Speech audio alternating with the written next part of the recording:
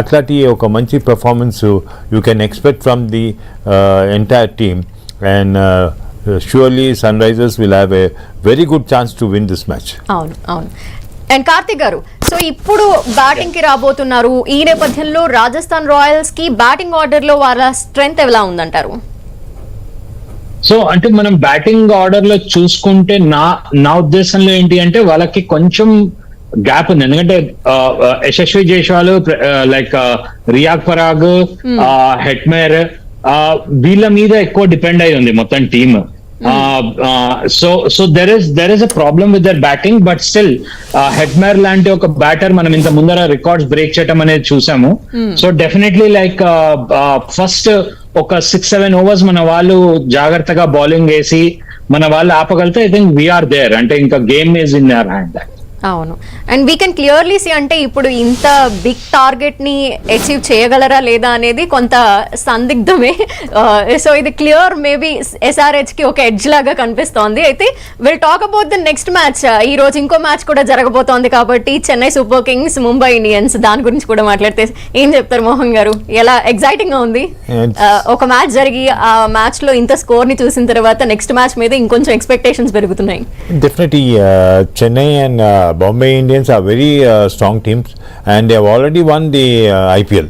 In ముందరు వాళ్ళు గెలిచారు అండ్ ధోని క్యాప్టెన్సీ అండ్ అక్కడ definitely we have a very good team. But నా ఉద్దేశం ఏంటంటే they are playing in Chennai, so definitely Dhoni team will have a advantage against Bombay Indians and they should play well and also feel well. ఎందుకంటే అక్కడ see side breeze ఉంటుంది, ఎందుకంటే ఆ stadium వచ్చి near the sea side ఉన్నది. సో ఈవినింగ్ బ్రీజ్లో ఏమవుతుందంటే it depends upon the captain whether they will bat first or field first. But that will be more interesting match. 7:30 match ఉన్నది, ఆ match చాలా ఇంట్రెస్టింగ్ ఉంటుంది. వాళ్ళు ఈ మ్యాచ్ కూడా వాళ్ళు చూస్తారు, ఎందుకంటే ఈ టీమ్ సన్ రైజర్స్ టీమ్ ఒక మంచి టీం. వాళ్ళు ఇంత స్కోర్ చేసినంటే ఏ బ్యాట్స్మెన్ ఎట్లా స్కోర్ చేసినారు, ఏ బ్యాట్స్మెన్ వాళ్ళు స్టడీ చేస్తారు, ఎందుకంటే they have to play against each other. And the match between Chennai and also Bombay Indians will be a very interesting match, but Chennai has got an edge over Bombay. Okay. That is what I feel, because MS Dhoni at the age of 43 is playing and he will lead the team because he was the most successful captain for the Indian team and hopefully they will do well. And unless if they don't bat well, then they'll have problem bowling and batting. Okay. And Karthik గారు, మీ favourite ఎవరు ఈ రెండు teams లో? ఏది? Yeah definitely Mohan sir చెప్పినట్టు Chennai has an edge today. అంటే ఒక చిన్న డిఫరెన్స్ ఏంటంటే వాళ్ళ మ్యాచ్ లో హార్దిక్ పాండే లేడు. సో ఒక మంచి ఆల్రౌండర్ ఇవాళ మిస్ అవుతుంది ముంబై ఇండియన్స్.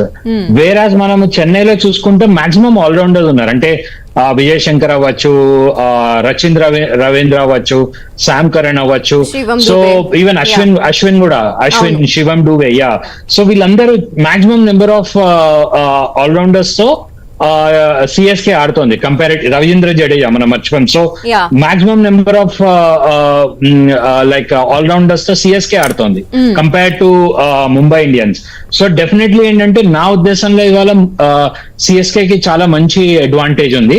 ఇందాక సార్ చెప్పినట్టు లైక్ లోకల్ గ్రౌండ్ ఒకటి, తర్వాత ఆ లోకల్ కండిషన్స్ కూడా చాలా హెల్ప్ అవ్వచ్చు వాళ్ళకి. అవును, ఎస్ ఎగ్జాక్ట్ గా. ఇప్పుడు టాస్ గెలిచి రాజస్థాన్ రాయల్స్ ఎలా అయితే బౌలింగ్ తీసుకొని వాళ్ళు ఈ పరిస్థితుల్లోకి వచ్చారో, టాస్ గెలిచిన తర్వాత